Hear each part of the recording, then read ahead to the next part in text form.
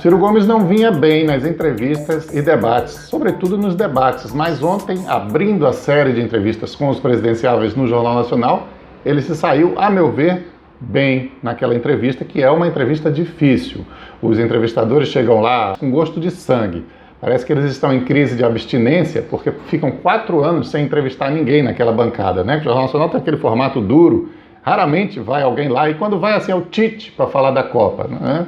Assunto sério passa longe. E quando chega nessa época, aí eles estão doidos para pegar e escalpelar quem aparece por lá. Isso, inclusive, gera muitos comentários revoltados dos fãs de cada candidato na internet. Você vai ver nessa quarta-feira, ou a partir da noite da terça, como vai ser com os fãs do Bolsonaro, por exemplo. Os fãs de cada candidato dizem assim, apertaram demais o meu e não fizeram isso com o outro, ou com os outros.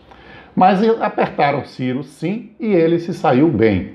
Houve uma insistência muito grande em abordar a questão da corrupção e colocar dúvidas sobre se Ciro Gomes tinha realmente todo esse empenho e essa vontade de acabar com a corrupção, ou de combater a corrupção, já que ele era um crítico da atuação de juízes e Ministério Público, juízes e promotores. Porém, como na vida política do Ciro Gomes você não tem episódios, casos de corrupção denunciados, ele se sai relativamente bem dessa parte. O problema é Carlos Lupe. Dizer que tem confiança cega em Carlos Lupe é um pouco demais, né? Carlos Lupe, quem sabe quem ele é, desconfia. Tem um monte de processos acima dele. Ok, qualquer pessoa pode ser processada. Mas a imagem de Carlos Lupe definitivamente não é boa. E Ciro Gomes dizer que tem confiança cega no Carlos Lupe é algo que realmente não soa bem.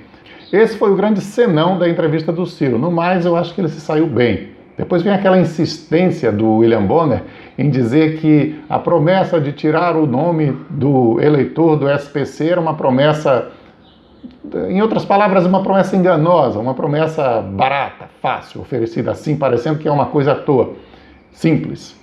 Bem, não é simples, mas o candidato tem que vender suas ideias de forma simples. Essa é a obrigação do Ciro Gomes e de qualquer outro candidato. E se ele não consegue fazer isso, azar dele. 70 milhões quase de pessoas no SPC, compara isso com a nossa população economicamente ativa, quer dizer, tira idosos e crianças dessa conta. É muita gente, é um problema realmente para a nossa economia, que precisa ser tratado, precisa ser solucionado. Se a proposta parece simples na hora de apresentar, tanto melhor, na verdade. Tanto é que o Ciro aproveitou a entrevista para dizer eu vou mesmo tirar seu nome do SPC.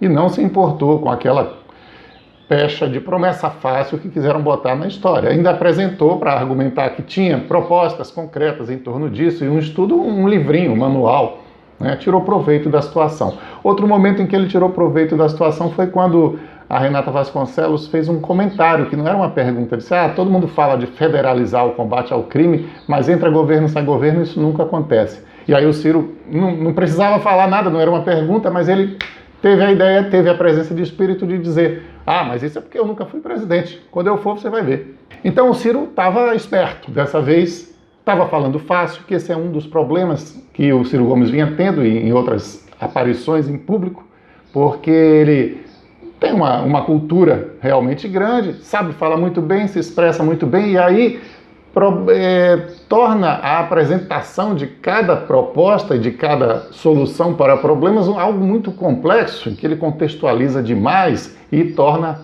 no final das contas, difícil se lembrar e entender, mas qual é mesmo a proposta para a solução disso aí? A mensagem não vem com clareza. Nesse caso, da entrevista de ontem, ele conseguiu. E, enfim, naquela questão da coerência, de colocar a Cátia Abreu na mesma chapa que ele. Primeiro que hoje em dia a Cátia Abreu está no mesmo partido. Segundo que coerência é muito difícil exibir na vida política um candidato a qualquer coisa no Brasil. É normal os caras saírem pulando de partido em partido. É um defeito? É um problema? Mas é um problema que está relacionado também a toda a forma como funciona a nossa estrutura política e partidária. Não é necessariamente um defeito da pessoa. E, finalmente, principalmente porque ele soube responder a questão. Quando disse, numa única frase, embora tenha explicado mais, mas uma única frase bastou para dar uma resposta satisfatória. A Cátia Abreu não está vindo porque é igual a mim, ela está vindo mesmo porque é diferente. Ou seja, numa chapa, é bom que os candidatos se complementem. Isso é bom tanto eleitoralmente quanto é bom para governar, caso o vice tenha alguma voz dentro do governo, né? Que isso nem sempre acontece.